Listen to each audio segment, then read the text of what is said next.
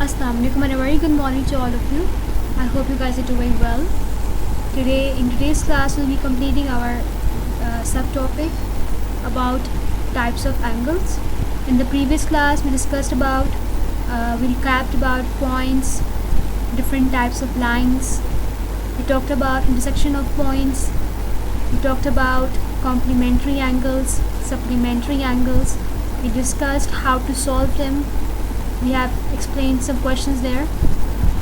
Today I'll be explaining a question to solve to find an unknown angle, and then I will be continuing with angles of a point. So I request everybody to please take out your books.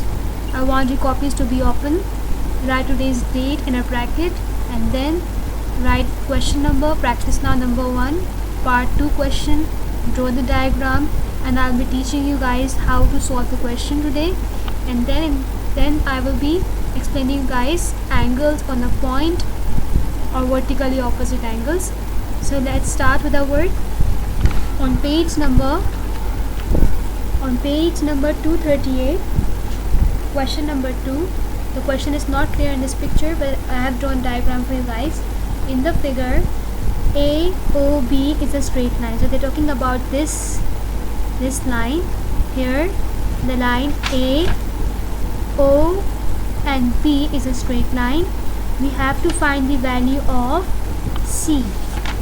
We need to calculate what the value of C is. The problem here is basically that we have two C values. One is 2C and then we have 3C. Let's recap basically what this question is about. This question is about angles on a straight line. We have learned earlier that all the angles on a straight line add up to 180 degree. जितने भी angles एक straight line पे बनते हैं, अगर हम उनको calculate करें तो हमारे पास कितने डिग्रीज बनेंगे? 180 डिग्री में बनेंगे. अगर हम इसको दूसरे तरीके से कहें, इस बात का मतलब होता है कि हमारे पास स्ट्रेट लाइन पे कितने डिग्री का एंगल बनता है?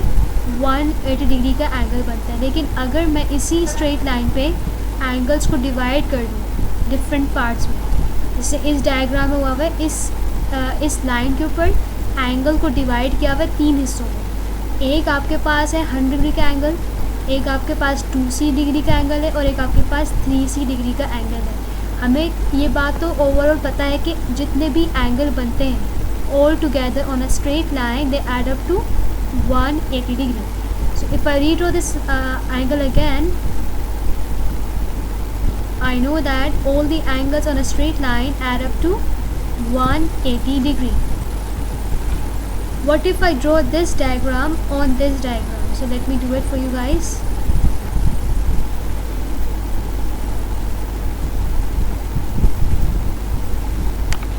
So you guys can see what's happening is that basically ये total कितना एंगल बनेगा? तो all together we are supposed to get 180 degree angle. But now in this diagram इसी एंगल को उन्होंने 3 हिस्सों में डिवाइड कर दिया. You can say in other words that they have made sub angles. So this is one part of the angle which they have called 2C. This is the angle, one part of the angle which they have told us the value that is 100 degree. And we know that this part of the angle is given to us as 3C. Basically हमें ये बात तो पता है कि जितने भी angle बनेंगे एक स्ट्रेट लाइन पे, वो टोटल अगर हम उनको प्लस करें तो हमारे पास ये बात तो कंफर्म है, I will have to get a angle of 180 degree. लेकिन अगर उसी स्ट्रेट लाइन पे 3 एंगल बना के दे दिए जाएँ, एक आपको बता रही दैट इज़ 100 डिग्री और बाकी 2 आपको अननोन है, तो मैं यहाँ पे कैसे कैलकुलेट करूँ कि भाई मेरे पास यहाँ पे C की वैल्यू क्या होने वाली है? So let's start doing it here. I will doing the working part over here. तो मुझे फर्स्ट स्टेप क्या होगा? मुझे पता है कि अगर मैं 2C को, 100 को और 3C को, अगर मैं इन तीनों एंगल्स को प्लस करूं तो मुझे पता है मेरे पास क्या आंसर आएगा. I am suppose to get 180 degree. So 2C degree, don't forget to put the degree sign, plus 3C degree plus 100 degree is equals to how many degree? I know that all of these angles will add up to how many degrees? They will add up to 180 degree. This is not enough.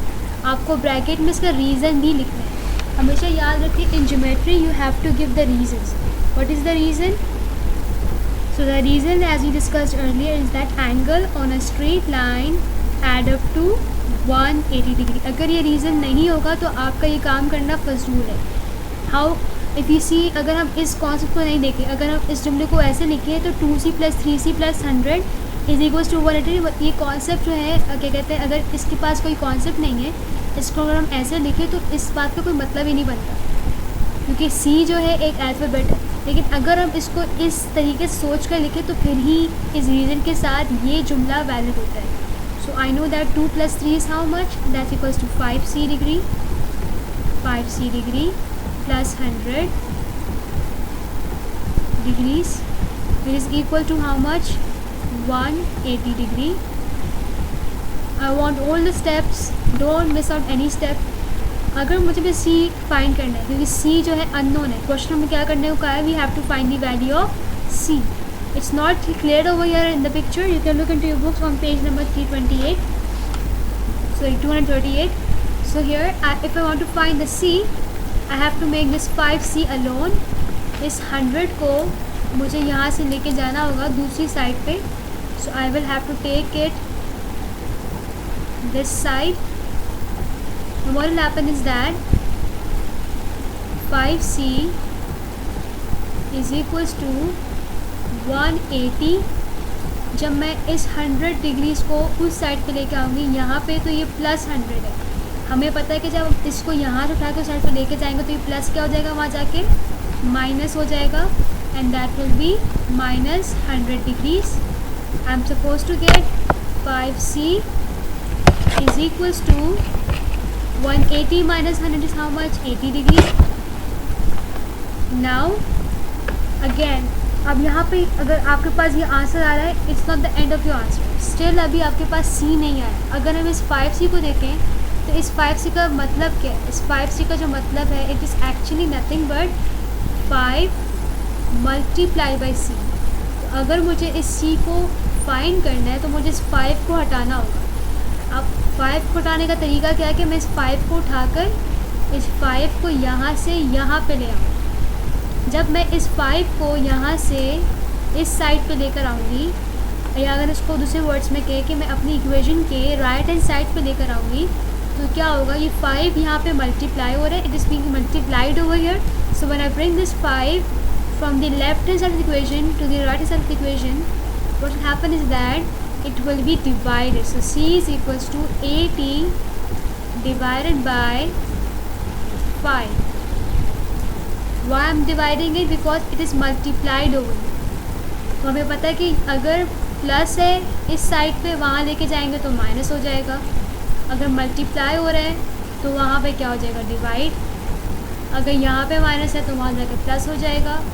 अगर यहाँ पे divide है तो वहाँ जाके क्या हो जाएगा, multiply. It goes the reverse way. You guys have already known about it.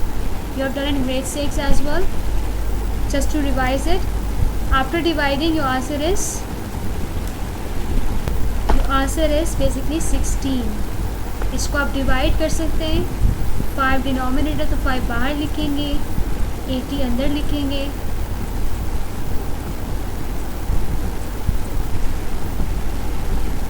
So 5 ones are 5.